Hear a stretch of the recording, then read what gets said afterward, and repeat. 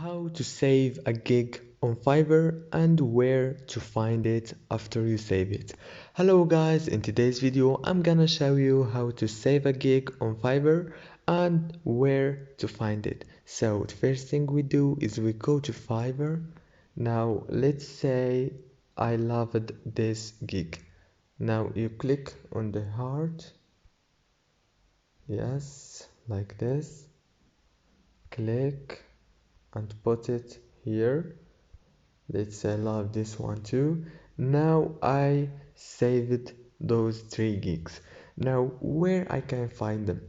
First thing, you go to account here below and go to saved gigs here, the second option.